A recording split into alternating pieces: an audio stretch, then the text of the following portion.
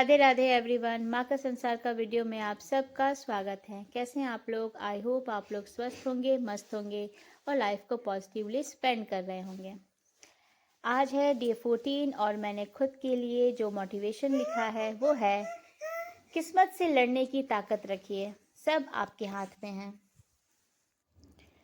चलिए व्लॉग में ऐसे ही बने रहिए और इसके बारे में आगे हम लोग बात करते रहेंगे। अगर आप मेरे नए सब्सक्राइबर हैं तो please like it, share it, और अगर आपने अभी तक सब्सक्राइब नहीं किया है तो प्लीज़ सब्सक्राइब माई चैनल। ये डे 14 का है जिस दिन हमारा चिल्ड्रंस डे सेलिब्रेट हुआ था। हम बेटू के स्कूल गए थे। ये इवनिंग के टाइम का है, तो मैं व्लॉग नहीं बना पाई थी अपने स्टडी का, तो वो मैं आपसे थोड़ा सा शेयर कर रही हूँ। यहाँ पर सब्जी बनाते बनाते साइड में दाल भी बैठा दी है और मैं अपनी जो है आगे की पढ़ाई कंटिन्यू कर रही थी, जो मैं वर्क करते करते पढ़ती हूँ। मोस्टली मेरा टाइम ऐसे ही जाता है क्योंकि आजकल बहुत टाइम हेक्टिक हो गया है, समय नहीं मिल पा रहा है शांति से पढ़ पाने का। आई नो मुझे खुद से और वर्क करना चाहिए, अपने डेली रूटीन में मुझे और कोशिश करनी चाहिए टाइम निकालने की। इसी पर आज मैंने खुद को मोटिवेट किया है शाम को। डियर व्यूवर्स, होता क्या है कि आपको कभी कभी या अक्सर ये महसूस होता है कि हमें मौके तो बार बार मिल रहे हैं, पर क्या उन मौके को अपने सक्सेस में कन्वर्ट करने का हमें वो परिस्थिति, वो सिचुएशन मिल रही है? नहीं। इसीलिए कभी कभी मन उदास हो ही जाता है। इससे पहले भी ऐसे लाइफ में सिचुएशंस, कंडीशंस रहे हैं कि अगर हम सोचे कि सबको छोड़ छाड़ के बस पढ़ाई करें, वो पॉसिबल हुआ ही नहीं। 1-2% चांस था कि हिम्मत करके ऐसा कर सकती थी। और अभी का देख लीजिए आप सिचुएशन, क्या आप ऐसा कर सकती हैं? मेरे जगह पर अगर आप होते तो नहीं। सब कुछ छोड़ छाड़ के सिर्फ पढ़ाई करना, तो कब का सब कुछ मिल गया होता। ताज्जुब होता है खुद पर कि ऐसा क्यों है, मौके मिल रहे हैं पर वो कंडीशन क्यों नहीं मिल रहा है। सवाल मेरा सही है पर जवाब किसी के पास नहीं है, क्योंकि कोई जिम्मेदार नहीं है आपकी हेल्प करने के लिए, आपकी सक्सेस के लिए। तो जब लाइफ में ऐसे सिचुएशंस होती हैं या ऐसे लोग आपकी लाइफ में होते हैं जो आपके लिए 1% हेल्प नहीं कर सकते, और हेल्प के लिए किसी से क्यों ही एक्सपेक्ट करना। बट हाँ, होता है ना कि थोड़ा सा सपोर्ट मिले, कि आप खुद के लिए वो टाइम दे सको। जैसे कि मैं खुद के लिए सोचती हूँ कि मैं निकाल सकती हूँ, मैं जॉब ले सकती हूँ, मेरे अंदर वो है, आई बिलीव, मैं अपने आप पे ट्रस्ट करती हूँ।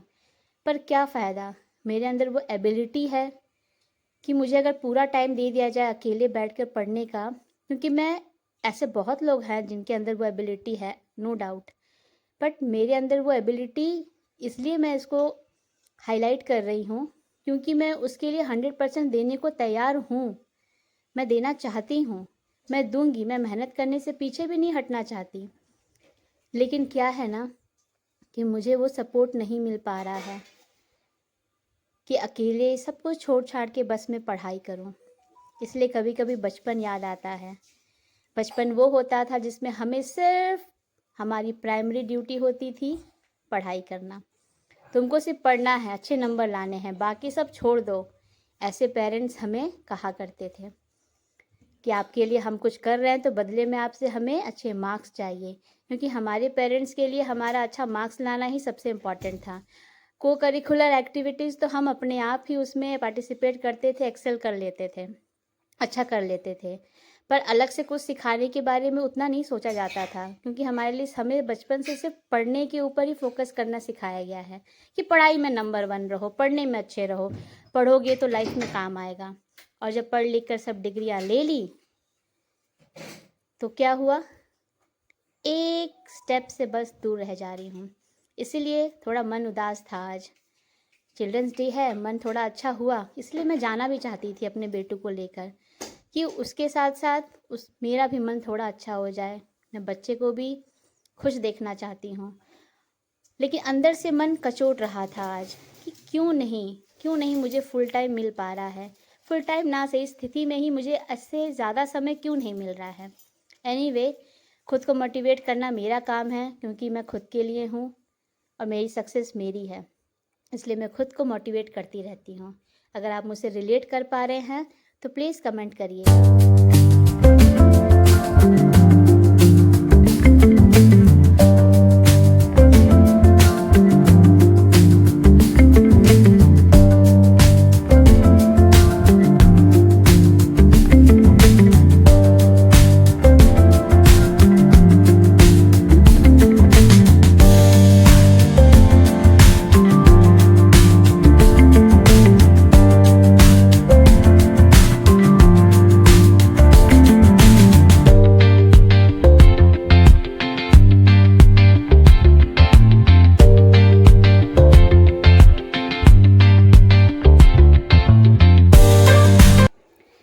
डियर व्यूवर्स, हम सबको पता है KVS और NVS की नोटिफिकेशन आ गई है और सब ने पढ़ भी लिया होगा। इसमें क्या क्या चेंजेस हैं।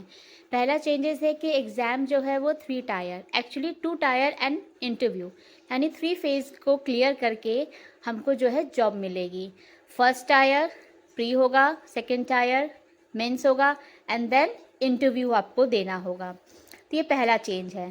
दूसरा चेंज जो है कि इंटरव्यू के मार्क्स का वेटेज कम कर दिया गया है और मेंस का ज़्यादा, क्योंकि जो फर्स्ट है प्री, वो सिर्फ और सिर्फ क्वालिफाइंग होगा।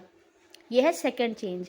ये क्वालिफाइंग नेचर का है, यानी कि इसमें सबको क्वालिफाई करना है और जो सेलेक्ट होंगे वो मेंस में जाएंगे, मेंस का एग्ज़ाम देंगे।